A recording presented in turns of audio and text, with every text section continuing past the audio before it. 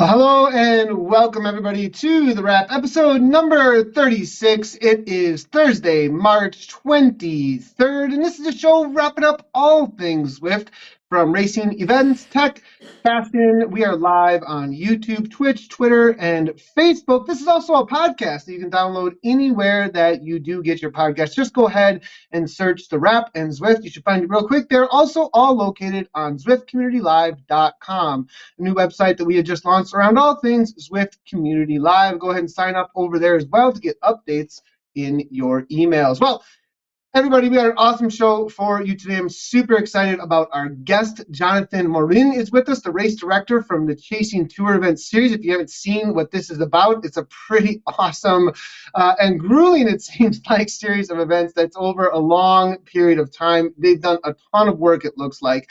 We're also going to be talking about the Tour of Watopia Alp. We're talking about the ZRL finals that just took place.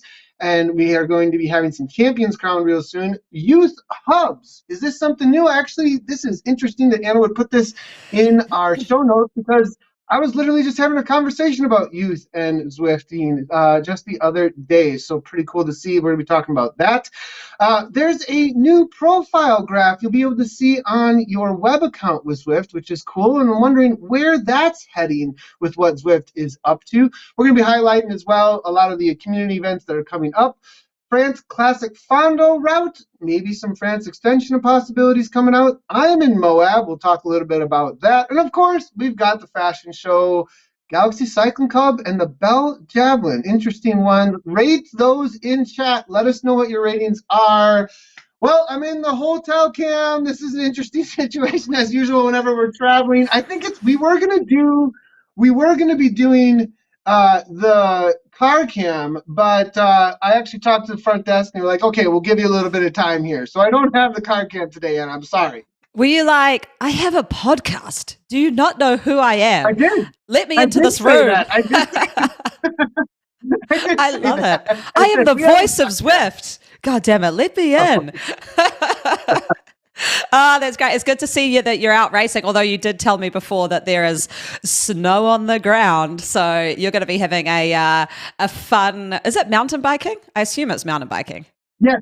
Yes. So it's the Moab Rocks stage race, 3 stages. It's actually going kind of in conjunction. It seems like they scheduled it around the same time as the Cape Epic. So actually Katarina Nash won it last year, which now she's over at the Cape Epic. So I think it's kind of like the North American come to a mountain bike stage race, get prepped for the season kind of a thing. It's also the first race in the single track series, which is now a series that's recently launching. So it'll be cool. It looks like a super stacked field, 3 days of racing in Moab. We're near the Grand Canyon, so if you get an idea of like I've been to Moab, Moab. it's gonna be having.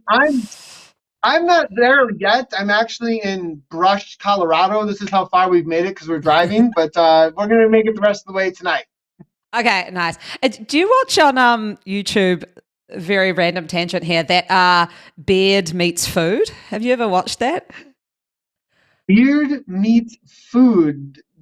All I have in my mind is like for some reason, like potatoes and gravy stuck in someone's beard as they're sleeping. So no, you would love it. But the reason it's a dude who's actually really into fitness and gym work and stuff, but he's also a competitive eater. Okay. But he's from the UK, but he's doing this tour around America, and it kind of sounds like you guys, because I don't know where Brush, Colorado is, and he'll just turn up in like somewhere Tennessee, and he's found like a restaurant where they do an eating challenge. So he just rocks into this real local restaurant, and he's like, "Hi, I'll do it." It's just Anyway, you should go have a look because it reminds me of your little. It's all around eating challenges. It's all around eating challenges. Or well, no? Yeah. Huh. And he's probably, like, no joke, probably the size that you are. Like, he is not big. And he's like... most of those guys, I think most of those guys are. Like, at least what I've noticed, women and men who do the eating competition things, they're actually not... Like, they're usually fit, it looks like. Or at least, I don't know, it's like I don't know how that works. Somebody in chat let us know.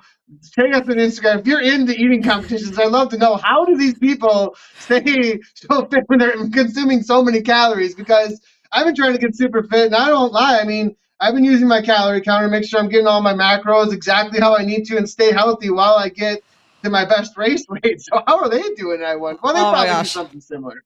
Yeah, I have no idea. I'll have as we go into how we're all going, I need some advice from, I don't know, parents. You're a parent. Maybe you can give me advice, Nathan.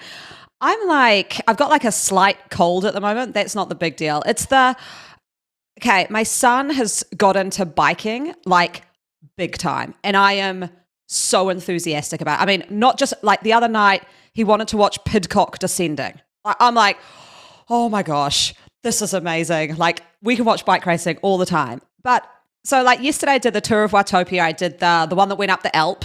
So I was just doing it as like a quasi zone 2, I guess. And kind of went up and I was pretty shattered afterwards. Picked them up from school, straight from school. Can we go to the bike track? Yeah, that's cool. But he wants me on my bike too. So then I'm like riding around and then we get home, we have dinner. Straight away, can we go back to the bike track? I'm like, yeah, I'm exhausted, but okay, like, yeah, I want to like support this. So then I go back to the bike track. We're there for like an hour. And then his little friend turns up with a soccer ball. He's like, can I put my soccer boots on? Can we play soccer? I was like, sure. Then we play soccer. And then he's like, cool, can I go back on my bike? And I'm like, I really want to say like, no, because I'm like, I should go home. But then I'm like, oh, this is so awesome though. And I want to stoke the fire. But I get home, I'm like, I am run ragged, man. Like, what do you do? I mean, for me, did you eat enough? That would be my first question. Are you eating enough? And then, like, are you trying to compete out on the bike track? Gosh, no. I mean, taking it pretty easy, right? Like, because it sounded like, did you get after doing the Alp? I would make sure that was one thing for sure. The parenting tactics when it comes to going directly into the next thing, because it's like the way you have to organize stuff. It's like military, right? Yeah. Like you're up. Boom, boom, boom. Everything's totally scheduled. And if you don't start your ride at 9 a.m., then it's not going to happen. You're only going to get 45 minutes instead of your hour 15. And so, like, and then you got 5 minutes to eat. You better have a smoothie ready. Like, you better have quick, liquid, 4-to-1, carbs or protein, something ready. And if you don't, we have bone broth protein and juice always in the house. Always. Yeah. Right? So if you don't have time for that smoothie or whatever, quick little mix of that, and that's at least a 4 or 8-to-1 or something. Bam, throw that down. And then I better grab, and we always have kids Cliff bars in the house too. I'm allergic to soy actually, so like all legumes. So like I can only eat the kids ones because there are no allergens in them. So we get the kids Cliff ones, but I always have those, and those are also like the perfect mixture for post ride. And so Okay. I'll take one of those in the car, and then the car's always loaded with stuff too. Like if we're going to the track, there's always lots of snacks because if you're taking it pretty easy, those should be recovery things, actually. You're moving blood just to hang out. Yeah. But if you're not fueling, then it's going to be something that's destroying you. I think it's the fueling because then, like, I don't eat dinner until like 8 o'clock. But man, like, okay, I think I've got someone like chat coming in as well. I think I'm missing the key transition points with like a smoothie. I did go to the pharmacy and pick up a whole bunch of like what they give people in hospital or retirement homes, like Fortisips, like those little things that have got like 600 calories, but they're like this big, and sometimes I'll just shoot them back before I jump in the car. But I think I don't feel amazing. I don't know. I used to drink those when I did Ironmans. Like that was my nutrition on the bike. So I was like, I'm surely it'll work now.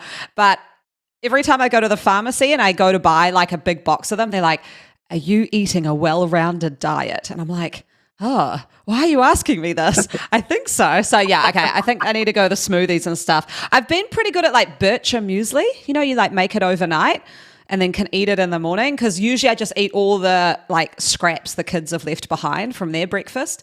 So I think... Okay, I think that's it. I think that's the key, Nathan. Okay, and you've got five. Anna, I got to help. Okay, on the nutrition side of things. Now, this is the high-level coaching. I mean, this is the high-level tier. You get the Vision Guerra coaching with nutrition, and this is like, we charge the big bucks, okay? Oh. But okay. Yes.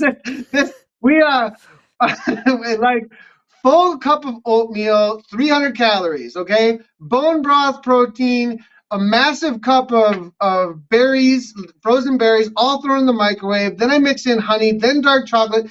Like, plus a few other things. It's an 800 calorie bowl first thing in the morning with my coffee. Okay. Like, you got to have that bam. Like, it's got to hit, and that gets you going for the carbs for your day. And plus, you got to have some protein. Just as a suggestion, Anna. Oh, I think I need to do this. You need Yeah. 800 calories. Like, I weigh 65 kilos or so right now. So like that makes more sense. Where maybe you are like probably a 500 to 600 calorie bowl of oatmeal or something, whatever you like. Anyways, there's the nutrition. Okay, there's the nutrition. And I don't want to start the weight topic again because that fired up last time. But I will say one thing. Like because we started a health chat on our team, our Zwift team chat. And I was like, oh, what would I talk about if I was struggling with? And it's hard because you don't want to be this female who says this, but I was like, I really am struggling to not lose weight. And I think it's all the kid activities surrounding all my activities. And like in the school holidays, I have never been so fatigued because I want to go ocean swimming and do all this fun stuff and with all the kids. But what I ended up doing though on Zwift, which is what I told someone, is I put in like what I know is my ideal weight that I need to be, like gaining weight, what I need that to be. And in Zwift, even when I'm going up the Alp, even when I'm doing stuff like that, I don't put my weight down to what it actually is now. Like it's what I want it and need it to be. So in Zwift, I race like a bit heavier. I hope is that weight doping? I hope not. It's kind of the reverse, I guess. On the downhill, it is. It's still not enough. It's still not enough on the downhill.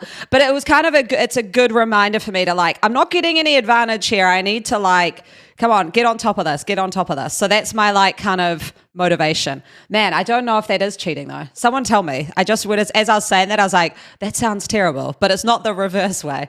And obviously if it's Grand Prix, it has to be exactly the same because it's based on the scale. So yeah, there we go. I'm probably the only Grand Prix rider that weight drops when I have to video it, but anyway.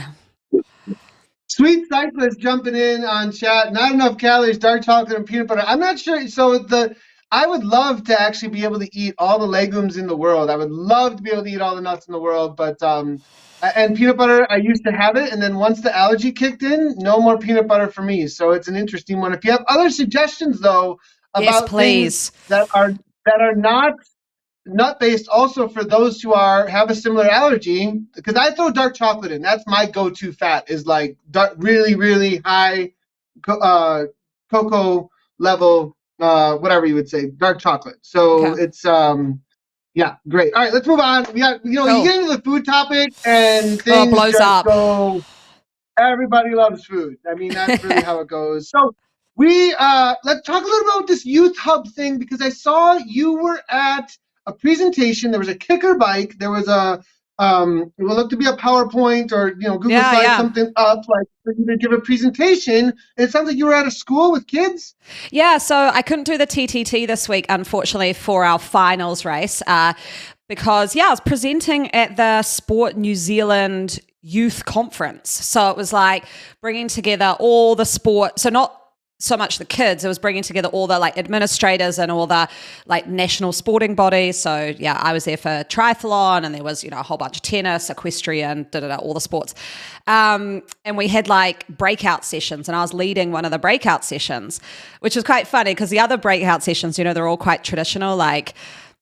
We had some, this rugby team that did, things for our community, or we had these two netball teams were across a region and joined together, stuff, quite traditional sports. And then I'm e-sport youth hubs. So it was really cool. So we had the kicker bike there. And the reason I wanted to bring it up was, last year I delivered a project. We put out smart bikes out to youth hubs, run some competitions. We're going to join in hopefully with a youth hub in the US and then ones in Australia, and kind of do worldwide competitions. But the funny thing is the audience were all traditional sports people. There were a couple of gamers, and I knew that they were gamers immediately by the questions they asked. But it was just interesting to get the questions from people who have no background in cycling or Zwift, and kind of get a feel for what they thought of the technology and the questions they were asking. So it was super interesting. I mean, the first question that comes up is, how much does it all cost to set it up? And I think that's where you look at where Zwift is kind of going now with the hub and the more like ease of access to just sort of start it going. And the question a lot was like, you'll love this, was can you change the way your avatar looks? Can you like level up? And I was like, yeah, like that's part of it. And I was like, and this is not from kids. This is from like people in their 40s and 50s. And then one guy's like, oh, this is like Mario Kart, but with bikes. And I was like, yeah. So it's so funny because I always think like the adults in the room don't care about gamification, don't care about that stuff. But when I started doing the fashion things and then the questions these people were asking, I was like, actually, people do kind of like this gamey side of it, So it was quite interesting the number of questions I got from the adults on that side of things.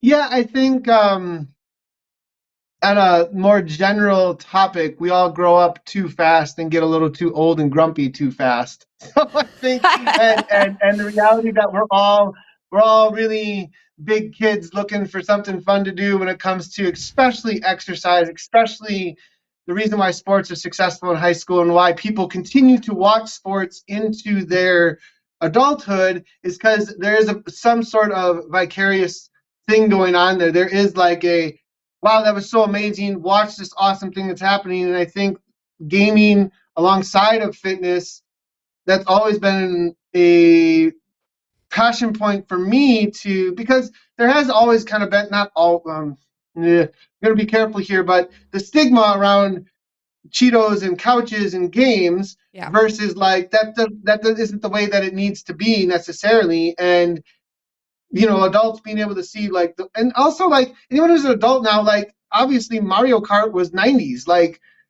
somebody was talking about like the other day, like some 90s songs were classic rock and they were like, oh, what? Like, what are you talking about? So, but they're all an age now where we played Mario Kart and of course they're going to bring that up and this is a ton of fun. So that's so cool. I'm actually with the Vision programs that we ran, we had the Vision Youth Elite team.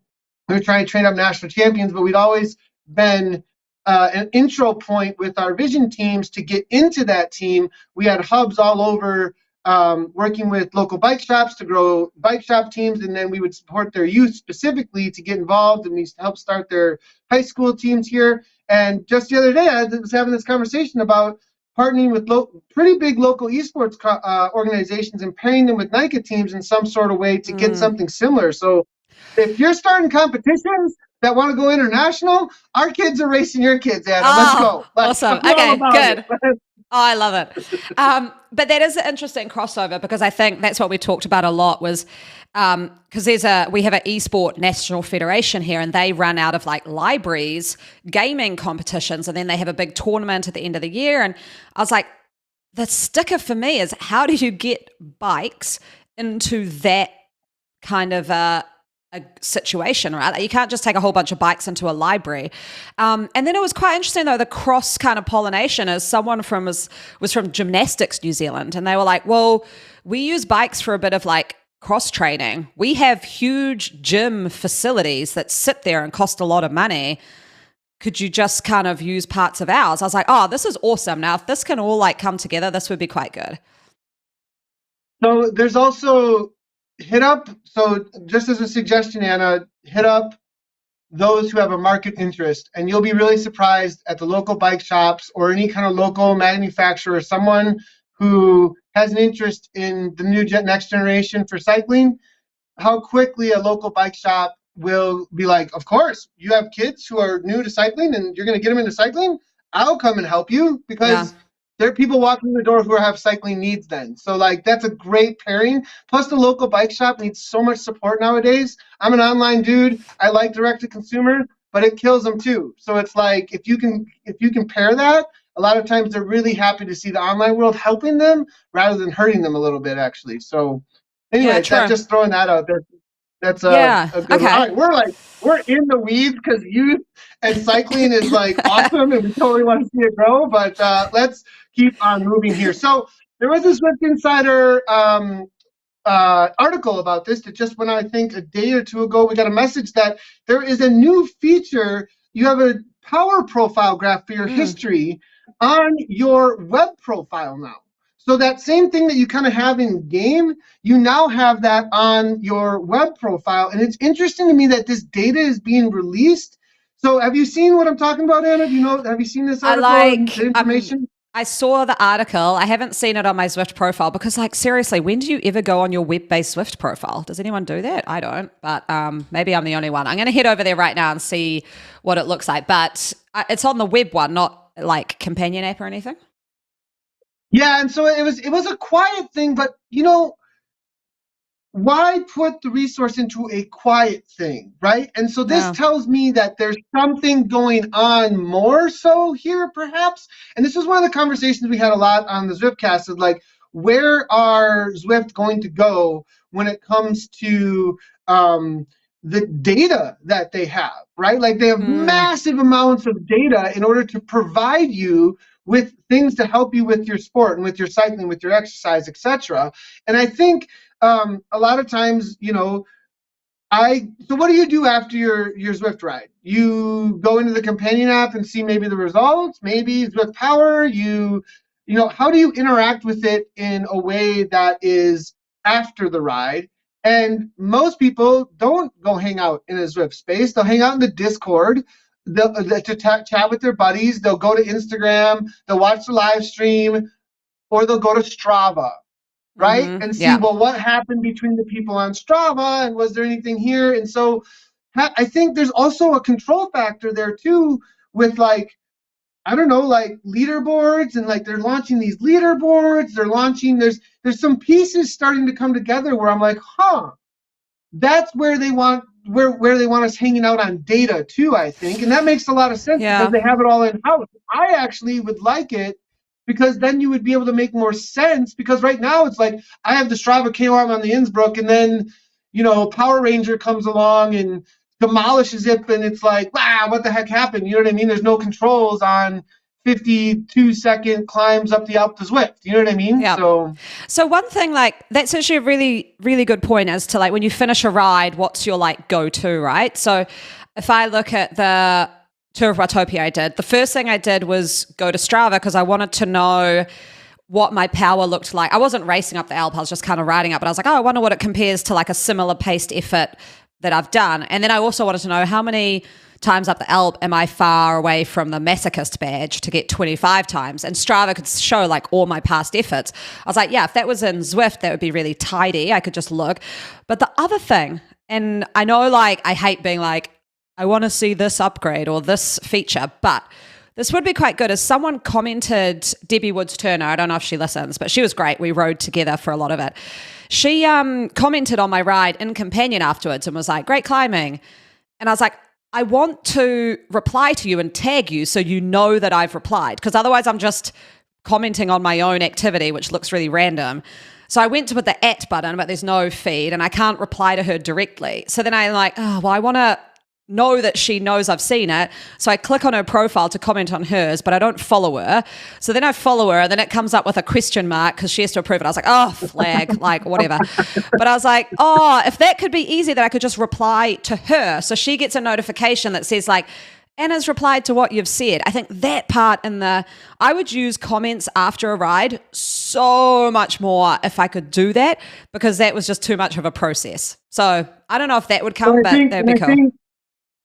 I think you're hitting on something huge. I think your experience is everyone's experience. I've experienced exactly what you're talking about, and the social experience within the after the ride. Where do you hang out? Like, there's been a couple of conversations. Like, is that a place in Zwift? Like, or is there a place pre-ride in Zwift, like a coffee shop space that you go to, or a post-ride water cooler kind of space that you go to that's actually virtual in the game? But then you also have this space of like, you go to the ZRL Facebook page and you find all these comments or whatever. You go to this place and you find all this social interaction. So we want to talk about our rides. And I've had that exact interaction on and like, well, do I even comment here? Are they ever going to see this? I don't know. Yeah. And then I think the club feature Yeah. that is in there then starts to have more. Do you see what I'm saying? Like, once you start having social interactions around spaces in the app, you'll then start seeing like a situation where the clubs feature and these comments and the posts within there will make more sense, because right now they don't really grab you, I think, in a way that Yeah. feels as meaningful. So people just turn their notifications off. Yeah. Yeah, I'm literally about to. I joined we chatted about the women's ride series last week. I joined the Zwift women's group, ladies ride group on Zwift Companion. But yeah, there's like so many messages. I'm like, I'll just mute that for a bit. And then I'm like, but I'd like to know if anyone tags me, to be like, hey, Anna, are you going to do this? Because then I'll be like, oh, cool. It's kind of like Discord. Like all my channels are muted unless I get a tag, and then I go have a look. So yeah, that would be quite good. I do like that. That was actually, sorry, I'm not bringing up youth hubs, but I'm bringing up a question someone asked, which I think gives good insight into what the general non-Zwifter kind of sees as potential. I had a lot of questions on like, how do people coach through this? And I was like, like someone was like, yeah, my like husband goes to the Les Mills. I don't know if you have Les Mills. It's like a gym here. They go to the Les Mills like online fitness classes from home. Does Zwift run anything like that? I was like, they don't now, but I really wouldn't be surprised if that was something that would come of like more of a coached session that people could come to. And I guess that comes to the social element too, is then maybe you'd have more of that chat kind of stuff happening. Yeah, we did that on Zwift Community Live as like a test feature actually for a little while to see. Kristen Armstrong did some amazing workouts and put me through the freaking ringer. I mean, like, those were so hard. I learned a lot from them too. And you can go back and see how that was, but that was like pretty early days, and I'd be really surprised if it didn't head that direction. Is it community based? Is it Zwift made? You know what I mean? There's a lot of hurdles there. People could do it right now if they wanted to go live stream on Twitch and coach people, but then you get, I mean, there too, you wonder, like, because I do have trouble sometimes with the communication from Training Peaks into Zwift. Like, hey, go do a Zwift workout with one of my athletes, and then like, well, where is it? Well, here, I'll give you the file, upload the file into whatever, blah, blah, blah, that whole thing. Whereas if that process was all in Zwift, then Training Peaks is like, what are you doing? Like, what? Yeah, exactly. Yeah. But I mean, talk about an amazing touch point though for an athlete. If you can ride with them, you can have it all within the platform, the virtual platform you're working with. I mean, for me as a coach, that's like, woo, like all the lights are turning on, because I would love to be able to coach through all of that, because I write most of my workouts in Zwift now, actually. That's the main place I write almost all of them. Yeah. So, nice. Okay. We're all over the place. I know. Yeah. Sorry. You're fine. Let's talk real quick. This is something that a few weeks ago I did say I really want to make sure I'm happening. Make sure in the Discord, which is linked below, Nathan Guerra Discord, that you put in for promoting your events, or you can send them to me over on Instagram. I am getting some. Sisu are sending me over on Instagram. But if you do have community events that are really cool, we may feature them here. There is a new Sisu gravel series that is coming out. We are going to be having them on the program.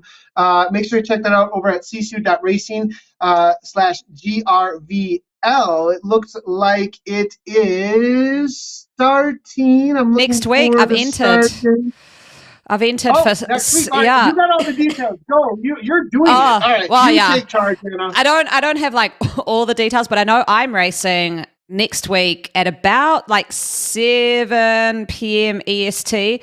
We're doing Spirit Forest. So they're just gravel races, but like this one's a lapped one, and there's a sort of a GC like time and component, and yeah, it looks cool. So it kind of fills that little ZRL gap for me. Although there's also the Zwift Women's Racing Series starting the week after, which is like an hour before that one. So if you want to do a back-to-back race, then there we go. Just make sure you switch to the gravel bike. So I got it. 5 races. Race 1, March 20th, 29th. So it's multiple different times that you can race it. It's all gravel. Race 2 is April 4th, 5th. 3, April 11th to 12th. 4 and 5 are the 18th, 19th, and 25th to 26th. So pretty much through the month of April for I'm all gravel now. I'm all gravel. Real life gravel, Zwift gravel. I only ride gravel everywhere. It's just gravel. It's totally gravel.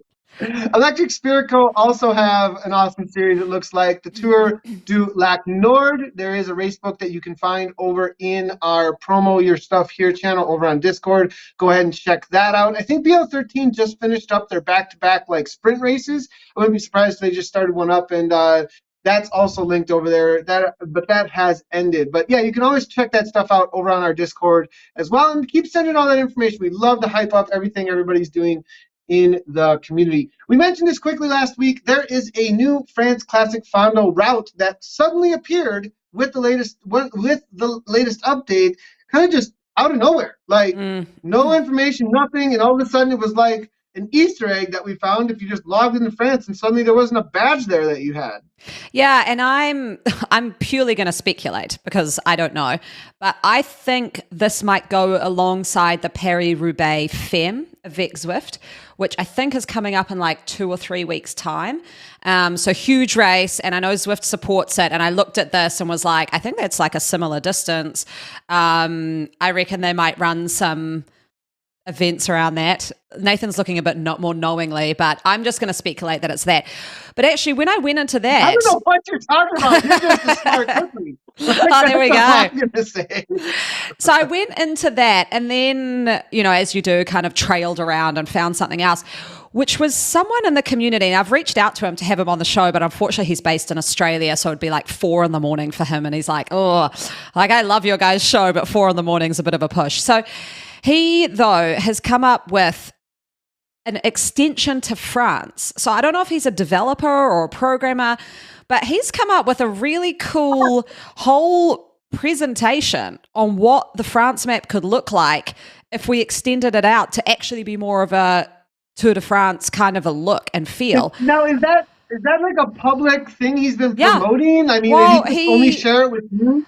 He put it up on a Zwift Insider post in the comments and said, hey, and I think Eric was going to do like an article on it because Eric's had a look and was like, this is cool. So yeah, you can, I mean, where can I put this? Maybe I'll just point you to Zwift Insider Facebook and have a look because he put it in the comments. It's a whole Google Drive like presentation called the Zwift France Expansion 2023. Now, this is not a Zwift person, so don't expect that this is coming. This is just someone from the community. I just want to like let everyone know, like there is a Zwift logo on it and there's a Tour de France logo on it. So like that is not official. He may get a phone call. like, hey buddy, you can't. Like, I love what he's doing here. It's so awesome. But like at the same time, like when it comes to like Olympics, like Olympic branding and UCI ASO stuff in UCI, watch out if you use that branding. You like, but I definitely think it's amazing because to be honest, like. If somebody asked me what my least favorite world is, I would probably say France, actually, when it comes to, but it mainly has to do with this. Like, it mainly has to do with, it feels like there's a lot of land to work with that we haven't worked with yet, so, and we kind of loop on itself a whole lot, and it'd be kind of cool to get a little bit more going on there. So I could see why he would do that. Yeah, so it looks pretty cool. I mean, that would be, and the messages I had with him, he's like, oh, it wouldn't actually be that much work to do it. So anyway, I guess if Zwift wants to put some love on the France map, they could have a look at that. Hopefully he hasn't been sued already for copyright infringements. But anyway, that was quite a cool thing from the community. Well, talking about Tour de France and tours, shall we get our guest on, Nathan? Yeah. Jonathan Morin. Jonathan, welcome to the program, Jonathan. Real quickly, I want to make sure I am pronouncing your name correctly. Is it Jonathan Morin? Is that correct, bud? Morin is correct. Yeah, sounds good. Sounds good. You are the race director of the Chasing Tour event series. I have gotten a lot of hints about this from a lot of individuals who are racing it, people on my team, people who are hanging out around the live stream. Oh, I'm doing this, and they talk about it like every week. I'll hear about how they're focused on doing. I'm doing that. I in some sort of way they've organized their life around doing the Chasing Tour event series in some sort of way. It sounds like you've caught the passion of quite a lot of Zwifters through this. Do you want to just give us a quick, very quick origin story about your Zwifting personally, and then how did that turn into you doing this event series and what it's about? Yeah. So first, thanks for having me. I think my personal Zwift story is about 8 years ago, 2015, about this time. Like many people probably had at some point a bad road cycling accident. So for me, Zwift was a good way to get back on the bike and sort of recover from that.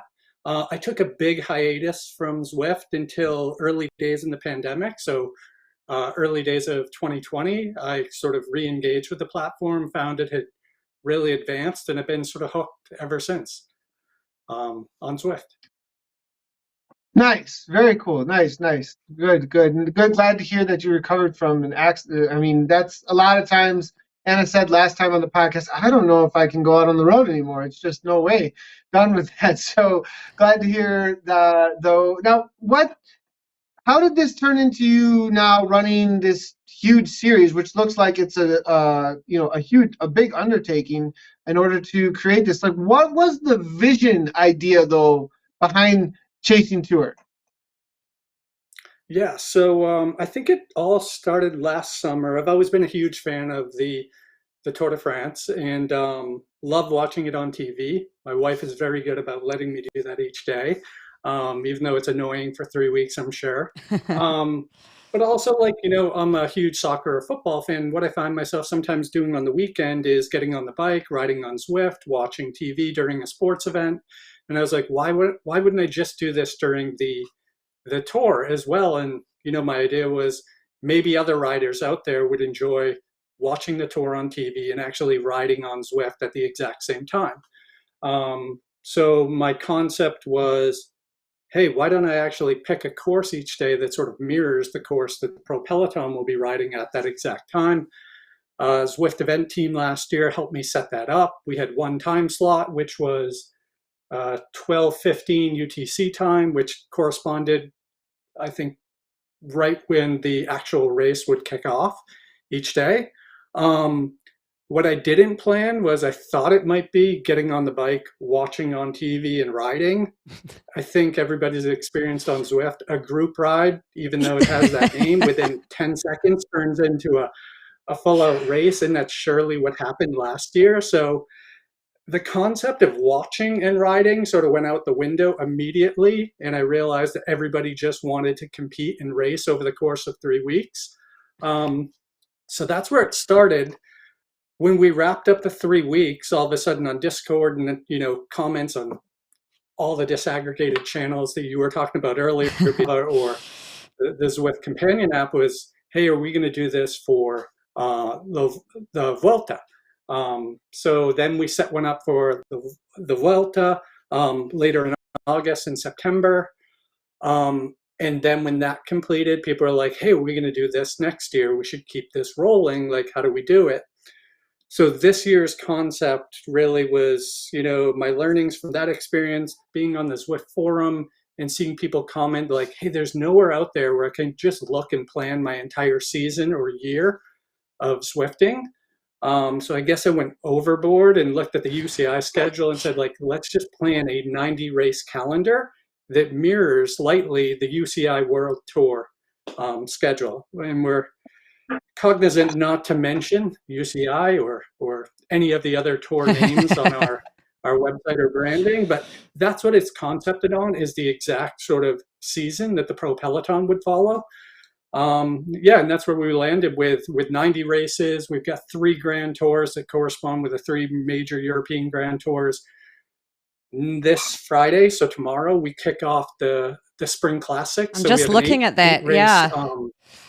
Can I talk through it a little? This is awesome. I was actually just looking at my little time converter to be like, which one of these can I do? Because we're coming into winter and it's getting pretty cold and a little bit rainy. So I was like, oh, this is great. So you've got, first off, the website is super easy to navigate. So good job on that. I know that's not always easy, but you've got, the Chasing Classics, March 24th all the way through to April 23rd. chasing Saxo, chasing Velgavim, chasing Dwars, chasing Velderen, Roubaix, Amstel, Wallone, and Liège. So this is great. Awesome courses too. Like what I really like about them is that there's some like meaty courses in there. Like chasing Liège is Petit Bouclé, which is 62 kilometers, 430 meters of elevation. That's kind of the biggest race. But yeah, you've done a good job with the courses. Can I just ask, how have you matched the courses to the race? Is that sort of you having a good knowledge of Zwift and going, yeah, I think this kind of gives the same feel as that course? I mean, this looks to me as someone who is like really invested in IRL cycling watching, and you can map that onto Zwift pretty well. Yeah, so I think, well, thanks for that feedback and those comments. Yeah, I think course matching, it's, first looking at the schedule, having a good understanding of, the varied courses generally year to these races follow, and I know it deviates year to year. But I found going to Zwift Insider and then ZwiftHub.com have really great maps that I can look at all of those in aggregate and find something that seems to match to the best of my ability, the profile of the real race courses. Sometimes it's a challenge, and then like sometimes I feel like I get it spot on. I was just looking the other day at the Giro, the penultimate stage this year is actually a mountain individual time trial with I think 1,000-meter climb at the end. And I found that Innsbruck reverse course is like a spot on match. So that's going to be our hike in Chasing Pink in a few weeks time in late May. It's going to be painful for many, but sometimes you get it like exact match, and sometimes it's hard to match. Cool. I'll just put that on the screen actually so people can see what I'm looking at. So this is what you'll see when you go to the link around the Chasing Classics. And then, so Jonathan, I mean, this is obviously classic season, and then you go into the 3 tours? Tour de France, Giro, Vuelta? You're a busy man. Is that what you're doing? Yeah, so we've got the classics like you have on screen here, gets us through the spring, and then we go into the meat of sort of the grand tour. So we have Chasing Pink in May, Chasing Yellow in July. The week after Chasing Yellow, we actually have Chasing Femmes, which is going to be a women's only 6-day tour that corresponds with the Tour de France Femmes. So that's in late July. So a little plug for all the female riders out there that want to compete in that. And then we flow into the Chasing Red, which is in August and September. And I've taken liberty to sprinkle in something that we're calling Chasing Tuesdays, which, fills the gap between these grand tours, 8-stage mini or petite tour that we call it. And that's really just to keep the riders engaged, week to week, having some race to participate in. Wow, this is a big race calendar. This takes us all the way through to the next ZRL season. Yeah, we go till beginning of October. Wow. Yeah, it looks like you also have a World Championships in there. WC, you're calling it WC.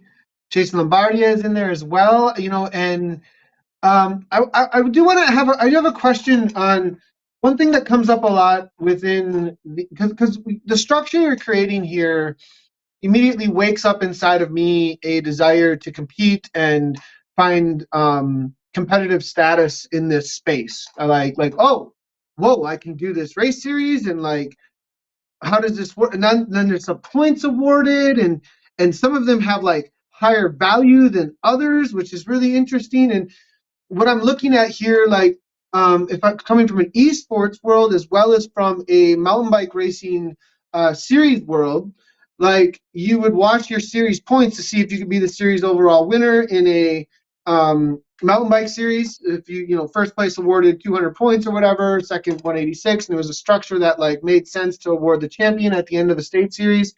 But here also there's something that reminds me of the Dota Pro circuit, which is probably the most successful esports organization in the world. They have the largest prize pools by far on a consistent basis, and the best paid pro scene, it seems. And they have something that looks kind of like the point structure that you have, where like some of these have like a higher rating, or they're given points in a certain way that then makes sense for winning that one specifically, so that you can rank? Then is there like a ranking somewhere people find, or is that not how this is working?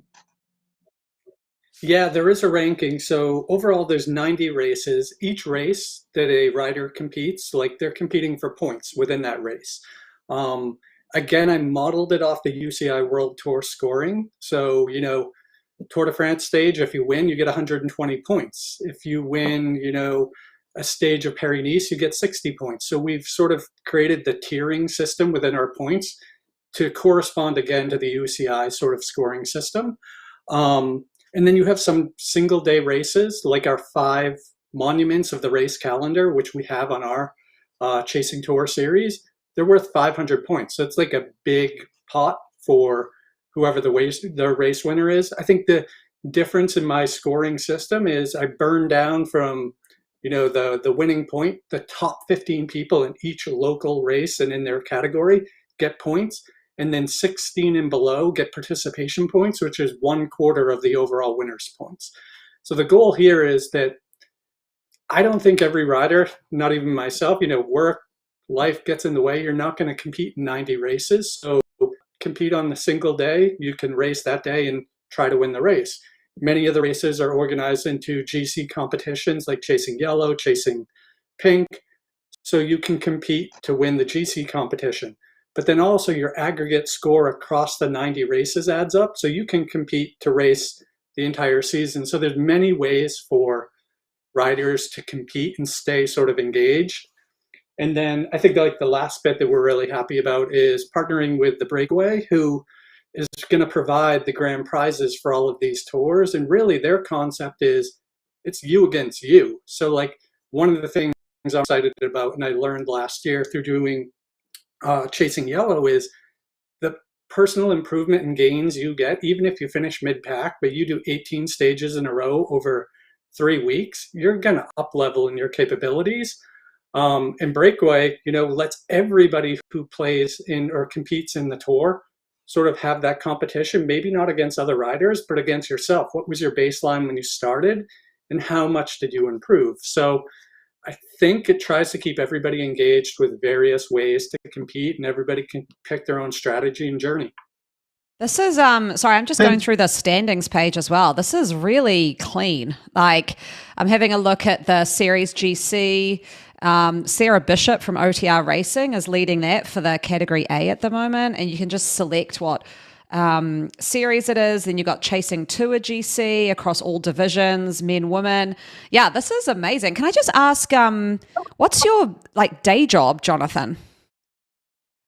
So I work in product development, focused on product and design. So a lot of this comes naturally to me. Yeah. So a little weekend project here and there for this tour, but hasn't been a huge lift. I think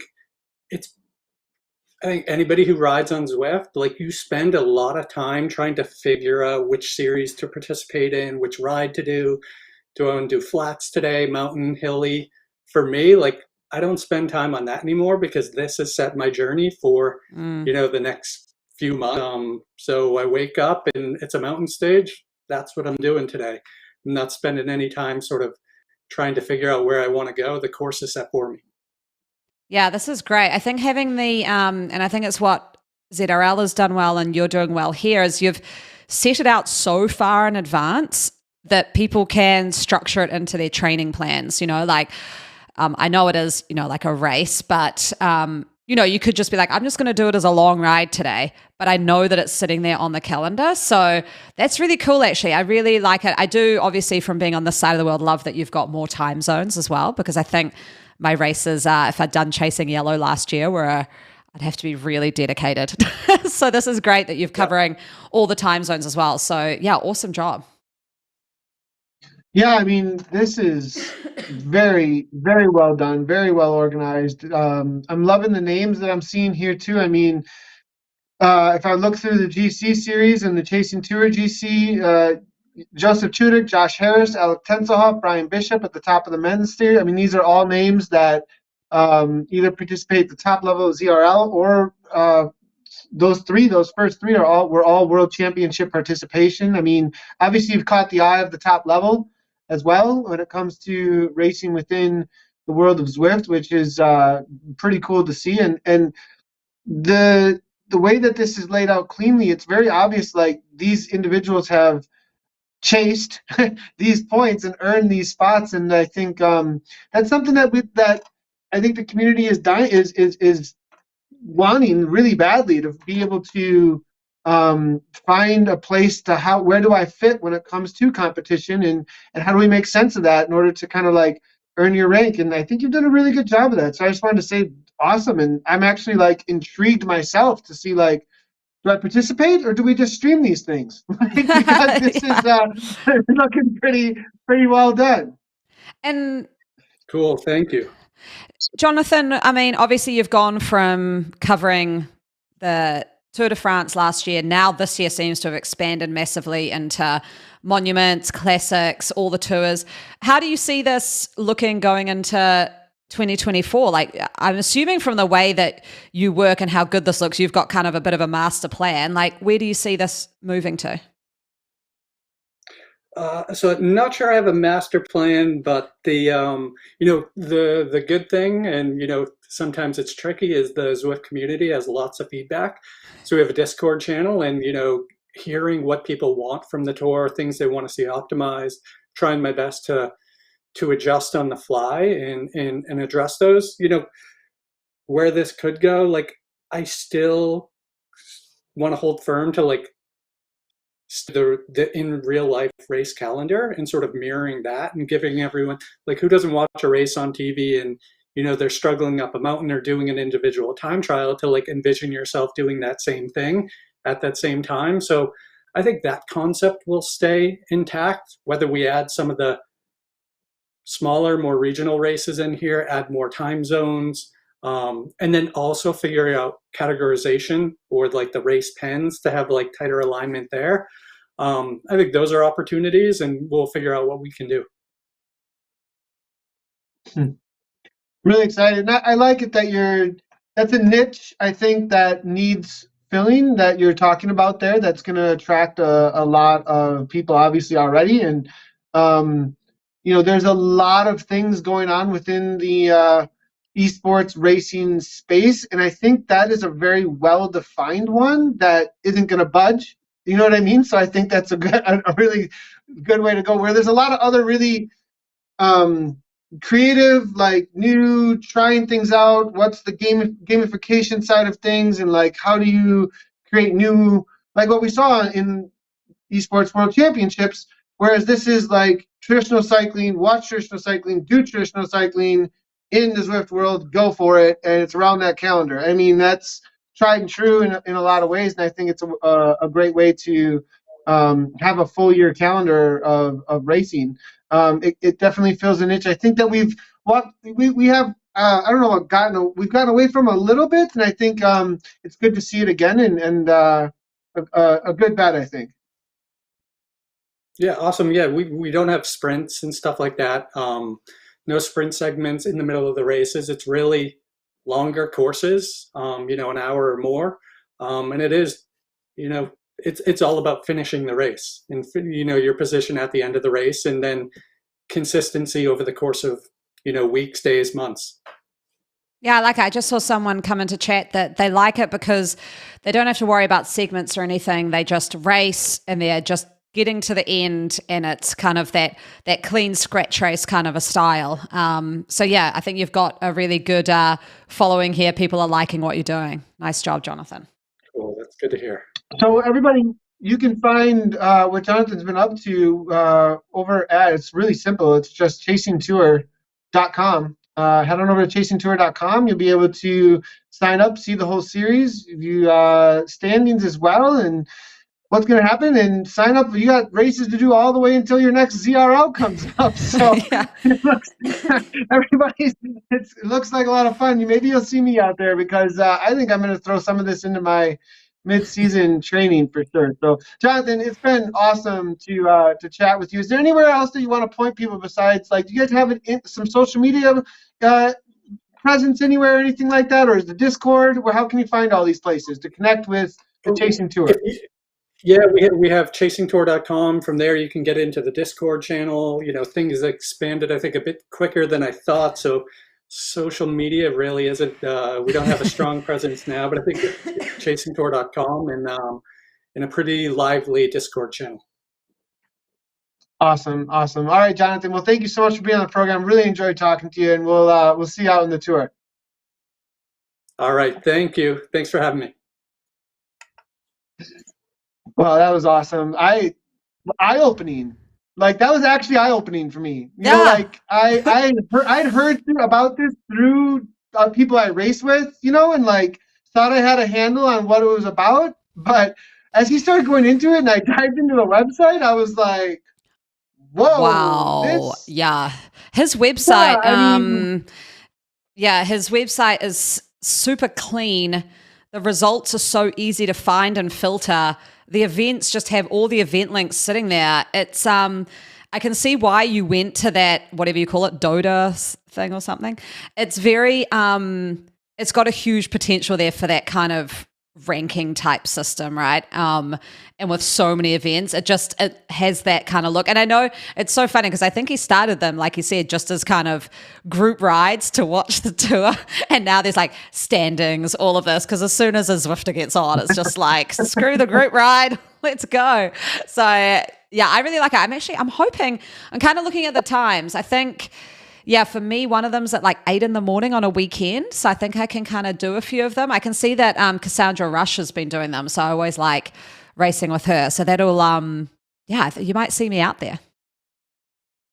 Heck yeah. Well, I mean, it gets big enough where like, I was like, this has the structure of esports in some ways that I think anytime that when we consider whether or not there's going to be broadcast, part of the consideration comes to a hierarchy of earned space to be broadcast, to shine, right? And when an event organizer creates that in a very clear way, my light bulbs go off. Like I immediately am like, wah, because it's always this tension, like, and it's always been, you've seen it throughout the ZCL history of like, early on, we would broadcast the Friday Criterium Series because it was a C&D category highlight of the community. And like within that community, we would then be highlighting those who are winning there though. Like, and that was always a tension if people were like, show these people. And no matter what, you end up showing the people who are winning. Like, just so you know, everybody, like, broadcasts usually show the people who are winning. And like, and so, that idea of like, okay, are we having a fun social ride where everybody's hanging out and people are getting some TV time because we're all hanging out as a community and we have 1 million Zwifters now. So now we need 1 million cameras. I know, yeah. It's like on 1 million different people. However, side note, I don't know if you watched Milan San Remo, but they probably had 1 million cameras and a like hundreds of $1,000 production budget. They still didn't have the camera on Mathieu van der Poel when he went for his winning move. I'm like, what are you doing? Like, they do this thing, which is so annoying, where side note, but it frustrates the hell out of me, is they have the camera on all the riders who are dropping off the pack. I'm like, who cares? Who cares? This race is like 7 hours long. Anna, I do that. Do you hate it when I do that? Okay, so when I gotta ask, like, when we would be in productions and you and Kate would be on Australia's ZRL, and like if somebody important or something was dropping off the pack, were you mad at me then? I would be mad at you if you missed the freaking winning move. I'd be like, what are you doing? I think Dave gets mad at me once in a while these days because I think I do. See, I am the Milan San Remo now because sometimes I think I do miss things here and there because I'm like, let's talk about so-and-so because look. No, they had 7 hours to talk about so-and-so. Right, yeah. This is the... You're looking at 300K. Yeah. This is the last 15K, and they don't have the camera on the top 4. I mean, come on. And they miss the attack that won the race. after 300. Oh my gosh. Anyway, that's my production spurt there that you do a great job in production, but Zwift doesn't have the same thing where people are like kind of really slowly, and you do a screen by screen. Like that's what I don't get is like just pull up 2 screens, have one little screen that just shows all the people dropping off, but the main screen is on your action, right? So anyway, there we go. Yeah. That's my calm down moment. All right, let's move on to the jersey pick and the garage pick of the week. It's the fashion time, and I think this is a brand new in-game kit. Isn't it? Yes, and I actually went and did. Yeah, I went and did their group ride. So the Galaxy Cycling Club, and they had their first group ride. Well, I don't know if it was their first, but it was one of their first workouts where they showcased this jersey. I was like, this looks awesome. I saw it up on, someone had tagged me on Instagram to give it a rating. This is actually one of our highest rated jerseys when I put it out there on Instagram to get votes. People loved it. I was mostly like 8, 9s, 10s. And I can see why. I mean, I think the whole look here looks really good. You've got the purple Tron, the purple socks, which I will just touch on, are set to like that short length. So I don't know. Everyone goes the high length, right, on the socks. It looks funny there with the short length. But anyway, usually the high length socks. But really, I think the purple color just looks super nice. I just really like it. Yeah, it's good. It does match across. I mean, black on purple plus the little accents there. There is plenty of purple in game to match plenty of things with. You can also put on, I mean, if you have a ZRL helmet, I think it would look really good with this as well. Mm-hmm. There's plenty to work with there. Purple Tron on top of it. Your purple people eating monster. Isn't that a song? Yeah, that's a song. Is that Barney? Is that Barney? Is he that purple dinosaur?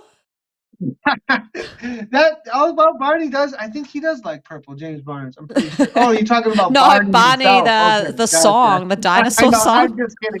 I'm just kidding.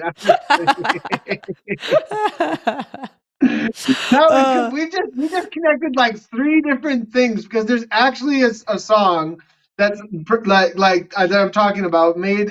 Who is it? I can't remember the name of the artist. Anyways, then James Barnes, who we call Barney, and then there's actually Barney, the gigantic purple dinosaur kids show dinosaur.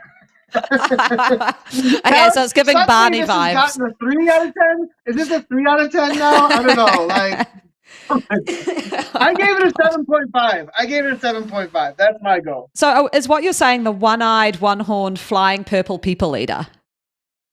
Yeah, that's one. But there's also another one that's more of a techno song that pops up on my playlist. I don't even know, like it just kind of pops. It's one of those that just randomly throws in once in a while when I'm Zwifting. But anyways. Okay, there we go. And shout out to their interval sessions because they were quite fun actually. There was a really good turnout. I'm not sure when they run, but I found it pretty easily. So yeah, the Galaxy Cycling Club runs some pretty good sessions, similar to how Evo does it. So it's like a workout, but using the terrain, and it's not like a actual erg mode workout. So it makes it quite nice. It makes the time go fast. Oh, so they like run it. They are actually communicating, saying, do this for this amount of time, do this for this. It's similar to Evo, and I think Innovation does those as well. Those are always really hard workouts, I found too. They're pretty good workouts to do. And that's awesome. And Galaxy Cycling Club have been a newer club, I think, in the last year. Like they popped up on the radar in the TTT in the last year and a half. So they've really taken off in the last couple of years, it seems like, on Zwift. Yeah, I don't know what hookup they've got, but they've got 2 kits now in game. So that's pretty impressive if they're a new team. So those are pretty hard to come by. Yeah. And so then why did you pick the Bell Javelin as your garage pick? That's what I want to know. Like, look, okay, that doesn't look so bad with the view that you have there is actually pretty good. So I thought that view looked really cool. It makes my avatar look like really slick. But I think I was having a conversation with just people about, in general, TT helmets and some of the ones they're using in the tour at the moment, which look so much like the Darth Vader helmets, and they just kind of look a tad ridiculous. I was like, I wonder what the TT helmets in Zwift look like, because I was going to use one for a TT that I was in, but I just put it on and was like, I can't do this. And there was always a kind of urban myth that they gave you a bit of an aero advantage in Zwift. So I'd always kind of put it on just to be on the safe side. But I don't actually think there's any advantage to using this kind of horrific helmet in Zwift, right? Yeah, and I once in a while will ask in my chat, like, do you think da da da da? People are like, yeah, it's like this much or it's like this much. And oh yeah, I saw somewhere here. I think it's just cosmetic. I don't think it actually. But there was. I feel like a Zwift dev at one point was messing with me and told me it like has this minor little something. And even Zwift, I don't know. Ask Eric Schlange. I think he's got all the information, obviously. But maybe we'll have him on in a couple of, I don't know, a month or two here, and when we get a gigantic update from Zwift.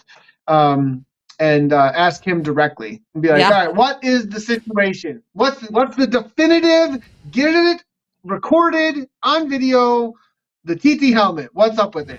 Oh, I know. Yeah, I kind of want to know because I wasted a lot of time wearing it a lot. But I got this way too late to give to get the images set up, but it will be our garage pick for next week. I'll tell you right now. I went up the Alp for the 17th time yesterday. It's been 5 years. I got the Millensteins. Well, yeah, but you went up 17 times in 5 years, Anna. Is that a lot or not much? Not much. It took me.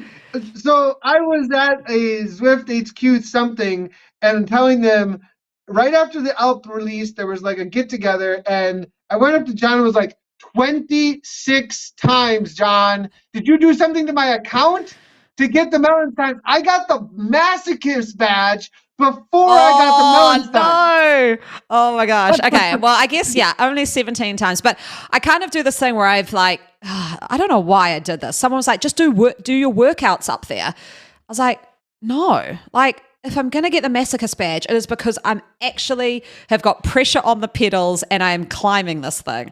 So maybe it's because of that. So I don't do any workouts up there. I purely do it as an actual ride. And last night or yesterday, based on the advice you gave me last week about gravel riding and torque, I did it all seated. So I did the Alp to Zwift all seated. My quads are dying today, but I felt like it gave like a good amount of torque. So thanks for that advice. I'll see how that goes on my gravel. I'm doing a big 80K gravel ride next weekend. So yeah, we'll see how it goes. You're going to see huge benefits. Like that's the way to go, especially when you're Zwifting a lot. Sometimes people kind of tend to go one way or the other. They'll be like super high cadence monsters, or they'll be like grinders. You know what I mean? It's like I feel like there isn't really that healthy 85 to 90 RPM. That's where you should be. Like people like to overspin or grind it too much. So that you're gonna get some benefit from that, because I think one of the things that people neglect sometimes, especially in certain disciplines, like is that force that you can really get from an earth trainer. You can really train it really well. But were you moving on the C much? Because you should have got some hamstring in there too. I hope you got a little bit of that. I guess I get hamstring. I don't really get hamstring DOMs though, so I don't know. But yeah, it was definitely like, I'm sure the hamstrings worked, but do those even get DOMs? I've never really had DOMs there. But yeah, the quads are definitely feeling it a little bit today. And I do actually want to say, because I haven't touched on this, so I'm not twitching at the moment at all, because I kind of realize you're not twitching. You mean you're not twitching? Streaming? I'm not twitching. Yeah, I'm not Twitch streaming. What I realized was I was getting way too distracted when I was doing stuff. Like I'd be doing workouts, and instead of like really focusing on what I was doing, I'd be like chit-chatting with people who were watching. I was like, actually, I kind of just want to get on and just zone out and do my own thing. So for, the millions of followers I had, that's why I'm not on Twitch. I'll probably come back and do it when I'm racing again. But yeah, for workouts and rides, I kind of just want to be in the one. Because if you've got people chatting to you in-game, you're on Discord, you've got Twitch people chatting to you. I was like, this is just like, there's a lot going on here. And you're working out, and you're trying to focus on a workout. And I actually stopped streaming for a while when we first started this focused training program from like late December until now. And then I was like, I'm just going to do it so I have the witness, especially when there was like a really hard workout that was like, I don't know, I don't want to do this. And I would do it so that I knew people were watching, because I do get a few viewers at least still, but I know it's absolutely boring. Like it's my racing, literally when I race, there's like a 300 to 500% increase in viewership. Like it's just a Yeah. fact. But when I do a workout, people jump in and they go, he's doing a workout. And I always go, there's, and I get a few people who are like, oh, cool, I want to see what happens here. And it feels like a huge accomplishment to me, but it's not all that so entertaining. And so the struggle there, though, for a streamer, just as a heads up to people who are out there streaming, is one of the drawbacks there that I've always kind of been like, like if people keep getting notifications and it's not something interesting, they will unfollow. They'll go, this is wasting my time. I've given 5 to 10 seconds to come see this. It's consistently something I don't want to see.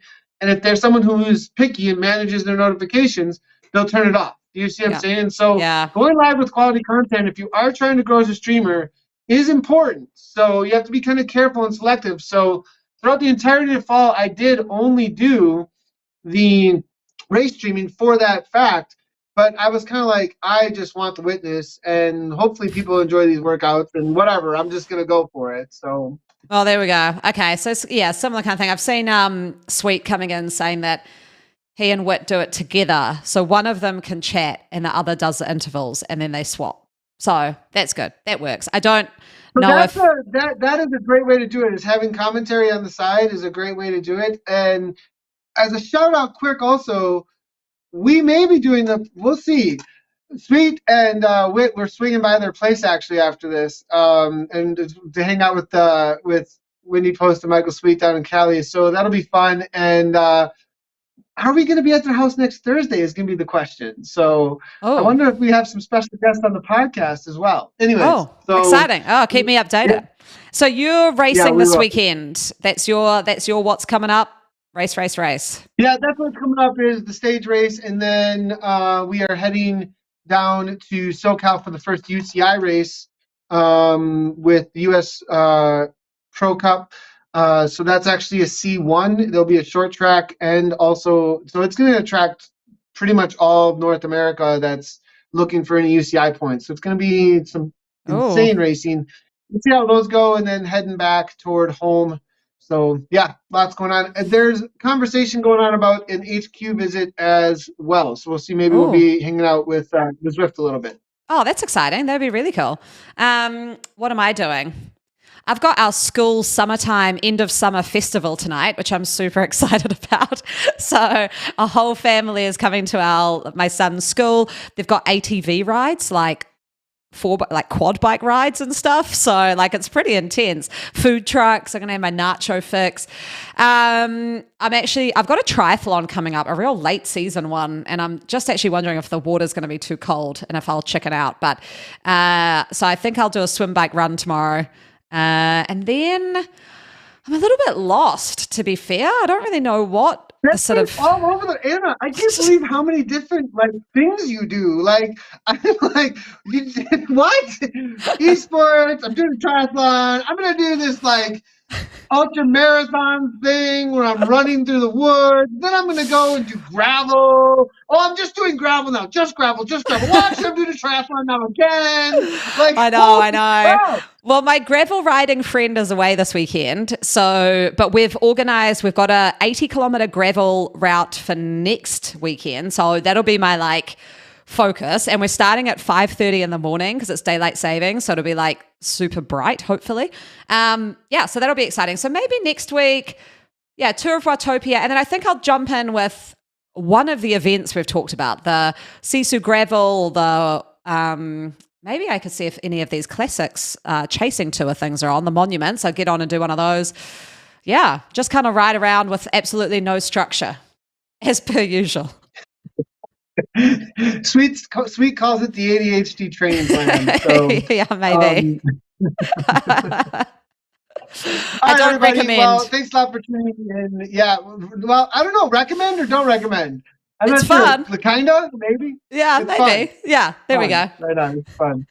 All right, everybody. Thanks a lot for tuning in. This has been episode number 36 of the Wrap Podcast. You can find this podcast all places that you download your podcast, search The Wrap and Zwift. You can also obviously watch it back live, not live, but we'll watch it back on all of our live streaming platforms. We've been live on Twitch, YouTube, Twitter, and Facebook. Also, don't forget, ZwiftCommunityLive.com is now a live website. And you can also find them there as well as all of our broadcasts. Sign up over there as well. Become a member on that website, and you will get updates as to all things that we're doing with Zwift Community Live. Thanks, everybody, for tuning in. We'll see you next week for episode number 37. Make sure to follow us over on the socials to connect with us with everything we said that we're up to over the next weeks. As always, everybody, for me and Anna, thanks for tuning in, and ride on.